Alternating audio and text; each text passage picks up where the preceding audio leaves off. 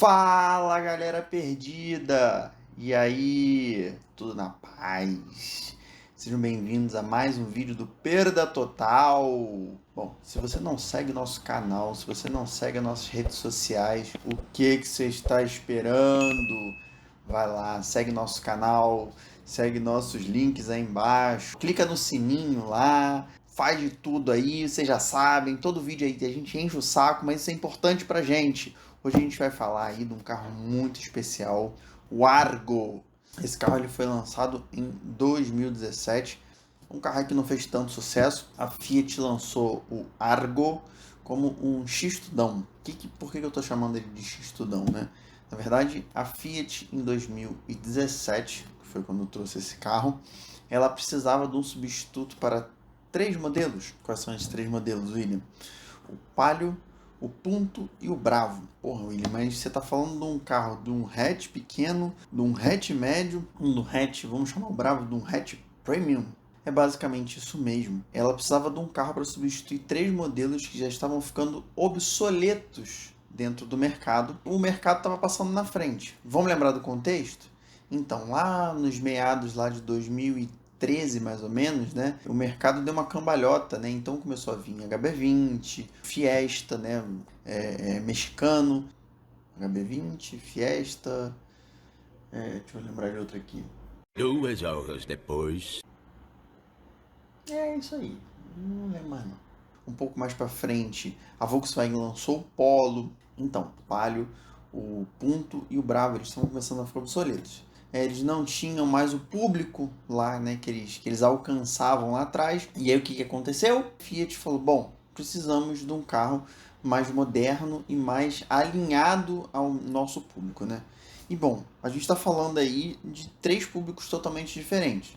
Um público ali que comprava carros, vamos dizer, um público ali de uma classe média, uma galera ali que comprava um carro ali, na época ele custava 20 e poucos mil reais, até um cara que comprava um carro de 60 mil reais. Então era um abismo praticamente de valores de carro e de motores, né? Lembrando que o Palio começava no 1.0 e o Bravo, por exemplo, tinha motores até o T-Jet, o 1.8, né? E então eram motorizações diferentes, de acabamentos totalmente diferentes. Bom, a Fiat teve a decisão, certo ou errada, de bom, vamos substituir tudo pelo Argo. O Argo foi um projeto nacional, ele utilizou basicamente a plataforma do próprio Punto, plataforma MP1. Eles pegaram essa plataforma, deram uma melhorada nela, usando os tais aços de ultra resistência, né, que estão na moda agora. Ah, William, para que são esses aços ultra resistência? Ele melhora a rigidez do chassi do carro. O que isso faz na prática, né? Na prática, isso faz com que o seu carro tenha uma dinâmica melhor e uma segurança melhor do que os projetos mais antigos, né? Então esses carros vieram com essa evolução dessa plataforma, que chama plataforma antiga. Lembrando que a plataforma do Punto, ela estreou na Europa em 1995 para substituir um Uno, né? E esses carros, enfim, foram evoluindo, né? Exatamente a minha plataforma, uma evolução.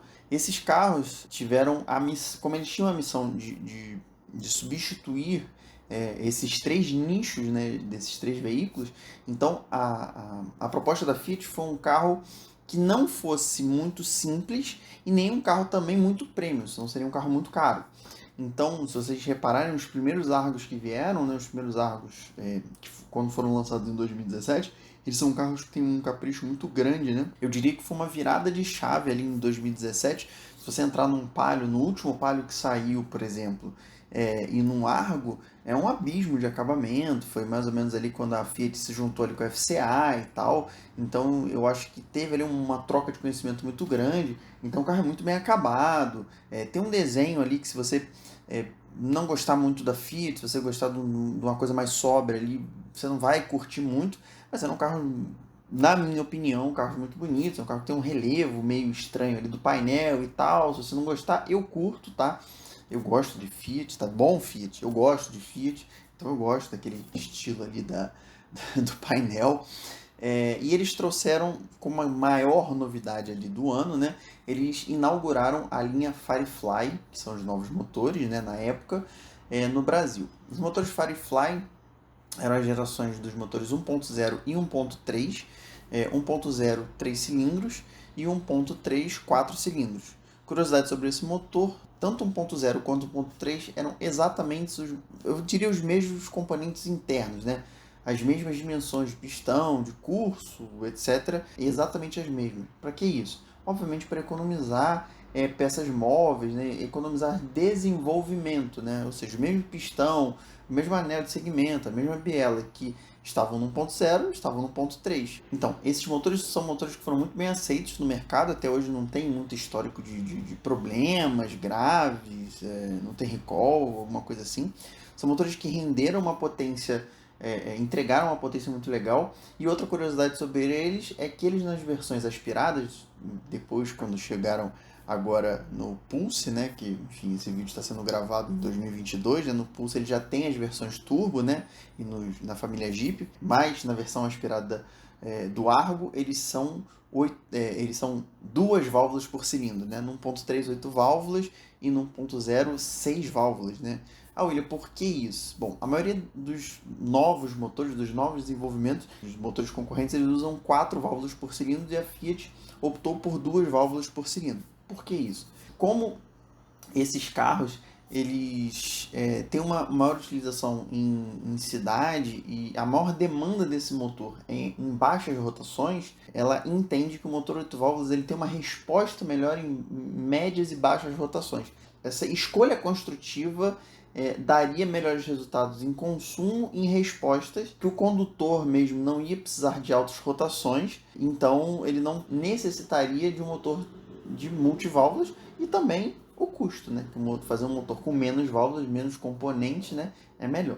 Bom, em relação ao desempenho desses motores, 1.0 ele rendia 77 cavalos no álcool na época do lançamento, tá? E 72 cavalos na gasolina e 10.9 kgf no álcool, né, de torque. Já os motores 1.3 eles rendiam 109 cavalos no álcool e 101 na gasolina. Esses motores eles foram recalibrados agora em 2022 por causa de normas de poluentes. Aliás, quase todos os motores tiveram que ser recalibrados por causa das novas normas de poluentes e eles perderam um pouquinho de potência, tá? E esse 1.3 em 2017, durante o lançamento, tinha 14.2 kgfm de torque sempre abastecido no álcool, tá? Bom, o Argo também trazia um motor 1.8 e torque conhecido já tinha equipado o Palio já há muito tempo, lá desde a 4ª geração do Palio, já não era uma novidade no mercado. Ele já trazia o variador de fase, que já melhorava bastante o rendimento em baixas rotações, que era uma reclamação desde que esse motor foi lançado, que esses motores 1.8 eles não respondiam bem em baixas rotações, e no Argo ele rendia 139 cavalos no álcool e 19.3 kgfm também quando abastecido no álcool, tá? Esses motores eu não vou falar muito porque, enfim, já eram motores antigos. Em relação ao câmbio, esses carros também trouxeram algumas opções de câmbio. Já que a gente está falando do e-torque, o e-torque não trazia muitas novidades, ele trazia o câmbio automático de 6 marchas, conversor de torque, tá? E um câmbio manual ou um câmbio manual de 5 marchas. O motor e-torque no Argo ele só saía nas versões HGT e Tracking. Depois a Tracking saiu também com o motor 1.3. Já as versões 1.3 ela também saía manual e casado com a caixa automatizada GSR, que nada mais era do que o Dual Logic atualizado. Esse câmbio mesmo. Eu não vou falar sobre esse câmbio, porque eu não tenho que falar bem dele. A gente tem um vídeo aí no canal. Se você não viu, a gente já avaliou este carro. 1.0 só saiu em versões manuais. Quando esse carro foi lançado também lá em 2017, até para dar uma resposta, até para substituir lá os modelos, né, para que ele veio substituir, esse carro sai com algumas soluções de carros mais premium, por exemplo, com start-stop e alguns opcionais interessantes. Ele sai com aquela central multimídia, 7 polegadas, que já vinha com Android Auto, já vinha com várias funções, né, que você só conseguia encontrar em carros mais caros, né? Lembrando que na época também estava nascendo o Prisma, então esse carro ele batia de igual para igual em desenvolvimentos mais caros, em modelos mais caros. Então o Argo foi um carro muito bem nascido. E aí você vai me perguntar assim, Poxa, filha, mas o que deu errado no Argo que o Argo não, sabe, não foi ali de início, tá? Bom, e aí eu vou contar a minha experiência, tá? O Argo, ele era um carro, é até hoje um carro bonito, veio lá de início um carro muito completo, os preços dele nunca foram muito convidativos, tá? À época eu cheguei a ver um carro desse para comprar, ele tinha um preço ali que ele regulava mais ou menos, ele era um pouco mais barato do que um Polo TSI, pra vocês terem ideia, um Argo HGT ele regulava de preço ali com um Polo TSI de entrada. Injustificável esse preço, era um carro que tinha um preço bem superior ali ao mercado, óbvio, ele entregava muito mais, ele tinha muito mais itens, ele trazia muito mais itens de série, na versão, por exemplo, HGT, do que um Polo trazia, mas ele não justificava pelo motor 1.8 antigo. Outra justificativa de por que esse carro não emplacou muito óbvio, o motor. Enquanto todos os concorrentes já traziam motores muito mais eficientes, em 2018, 2019, quase todos os carros já traziam soluções mais inteligentes de motores downsizing, né? Motores mais alinhados à proposta do mercado. E o Argo insistia nesses motores 1.8 e torque que já estavam mais do que cansados, mais do que batidos aí no mercado. Eles eram motores ruins, William? Não. Eles tinham desempenhos ruins?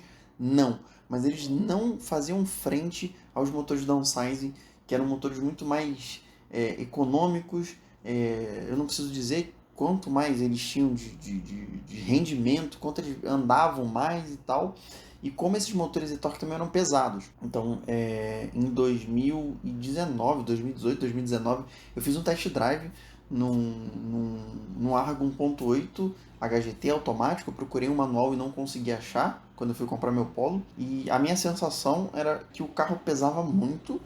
O desempenho do carro era muito aquém da ficha técnica dos 139 cavalos declarados. Você sentia ali que você estava dirigindo um carro muito pesado. E depois, quando eu fui até olhar a ficha técnica, e você pode fazer isso, tá? Pega a ficha técnica dele e compara ele com o Prisma, por exemplo, compara ele com HB20, compara ele com Fiesta. Ele é muito mais pesado do que os concorrentes e você sente isso ao volante. Isso vai traduzindo um desempenho menor, isso vai traduzindo um consumo menor, uma aceleração menor. Enfim, e o preço também não justificaria um preço nisso, e óbvio, vocês sabem, eu acabei optando por um Polo TSI, que era um carro muito superior, o preço era muito parecido, acho que o Polo era um pouquinho mais caro, ou era a mesma coisa, eu não lembro ao certo, mas não justificava comprar um Argo HGT, então aí justifica um pouco por que esse carro não vendeu tanto, tá? Apesar de ter um cambiazinho de 6 marchas, super completo, até mais completo que o Polo. O meu segundo contato tá aí no vídeo, que foi o Argo 1.3 GSR. O carro não é ruim, é um carro completo, eu gostei do carro, mas o câmbio matou. Eu acho que mais um erro aí da Fiat, que demorou a trazer esse carro com um câmbio legal para poder bater de frente aí, por exemplo, com o Prisma, que vendeu a rodo aí com um câmbio de 6 marchas, apesar de ter um motor pior. O motor 1.3 do Argo é muito melhor, mas muito melhor, mais eficiente, mais moderno, e o motor e o Prisma, o Onix lá, com aquele 1.4 de 1900 bolinhas, família 1, deu em cima dele por causa de um câmbio melhor. E por último, e talvez a minha melhor experiência aí com o Argo e família, né? Porque eu até esqueci de falar no início do vídeo, é óbvio que o Argo teve o Cronos, né? Esqueci de falar, ele teve o irmão dele, Cronos, né? Que é o Argo Sedan, né? Enfim, que saiu com todos esses motores aí lá no início. Ele foi para minha melhor experiência. Eu aluguei recentemente, coisa de um mês atrás, um Cronos numa viagem manual, 5 marchas, um Cronos Drive. Que carro maravilhoso. Não tinha problema do câmbio, porque ele era manual. Um carro totalmente honesto. Eu não senti um carro pesado. Ele tinha tudo que eu precisava. Ele tinha uma central multimídia que funcionava e tinha todos os comandos. Ela tinha o tamanho que eu queria. O carro freava bem. O carro 1.3 super econômico. Eu andei em muito trânsito, andei em estrada, andei com o carro carregado, andei com mala, peguei serra, peguei estrada com caminhão, fiz ultrapassagem, ar-condicionado o tempo todo, engarrafamento à vera. O carro fez 15.8, cara. E assim, sem nenhuma pretensão de fazer consumo, super confortável, banco bom. O carro é super espaçoso, aliás, isso é uma característica maravilhosa do Argo, do Cronos, que carro espaçoso por dentro. Espaço longitudinal, né? Espaço para perna, né? Espaço lateral ele não é o forte do Argo, mas cara, que carro Argo Cronos, né? Que carro espaçoso ali para perna, mala enorme do Cronos, estabilidade, até a própria relação, o carro não tem 6 marchas, mas não precisa, sabe? A Fiat caprichou na relação de marcha, isolamento acústico do carro bom, sabe? E eu sentava no carro e ficava revoltado, falei, Fiat, por que você não fez isso? Por que você não botou um câmbio decente nesse carro desde o início? Agora ela veio com o CVT, depois de 2022, ela veio trazer com o CVT, sabe? Por que não em 2017 você não trouxe o CVT, o raio do câmbio automático, aizinho que você tinha no coisa, sabe? Eu acho que o Argo tinha tudo para vencer, assim, a minha avaliação, assim, muito, sabe, muito top-down, assim. Eu acho que o Argo tinha tudo para vencer, vender mais que Gol, vender mais que tudo e ser primeiro lugar sempre, e deixou sempre o Onix ali, sabe, vender. Talvez ela tenha vendido mais nos 1.0, talvez ali, mas ela podia ter nadado de braçada se não tivesse insistido naquele câmbio GSR tanto tempo. O carro é bom, o motor é bom, é econômico, perdeu o timing de tirar aquele 1.8 de linha, nem que não lançasse aquele carro, lançasse só 1.3 e 1.0, e depois, sei lá, lançava o Pulse Turbo. Enfim, essa é a minha avaliação. Agora, em 2022, a Fiat está fazendo aí um facelift, fazendo meia dúzia de mudanças aí no Cronos e no Argo, trazendo aí o câmbio, graças a Deus, o câmbio CVT. Ainda não chegou pro Argo, ele está chegando aí pro Cronos. Já vi algumas avaliações do carro, ainda não dirigi. Eu não sou muito fã de câmbio CVT, mas eu acho que tem tudo aí para esse carro decolar, apesar dele ser o mais fraco, mas ele é o mais barato. Tudo que ele não vai entregar de potência, esse carro vai entregar de valor agregado, sabe? Então eu acho que esse carro vai nadar de braçada, e se ele for bem acertado, e eu tenho escutado bons feedbacks, eu acho que esse carro vai longe. Então é isso, galera. Era esse vídeo rápido aí para falar um pouquinho da história bem resumida aí do Argo, contar um pouquinho para vocês aí qual é o meu resumo aí sobre o carro, onde eu acho aí que foi a lacuna que a Fiat deixou e quais são minhas impressões aí do carro e como ele evoluiu. Eu acho que a Fiat evoluiu, acho que ela olhou aí para dentro dela literalmente e falou assim, cara, aonde que a gente pode melhorar esse carro? E assim, do carro que eu dirigi em 2018, eu acho, e do carro que eu dirigi há um mês atrás, o Cronos que eu dirigi, são dois carros totalmente diferentes. E eu acho que agora, não sei, eu tenho uma visão totalmente diferente. Eu acho que agora a Fiat consegue vender esse carro, sabe? Não sei se é tardio, não sei se ele já fez uma má fama, mas é um carro, é outro carro, sabe? Agora sim é um carro que eu digo, puta, é um carro comprável, assim, muito bom. Não aquele carro, aquele Argo HGT que eu dirigi, não. Espero que vocês tenham curtido o vídeo. Se você ainda não curte o nosso canal, se você ainda não segue nossas redes sociais, se você ainda não segue nossas redes sociais de podcast, se você ainda não segue nosso Instagram, nosso TikTok, estamos em todo lugar, Twitter, segue a gente, clica aí no sininho para você receber as nossas notificações. E é isso aí, galera. Obrigado pela audiência e até a próxima. Valeu!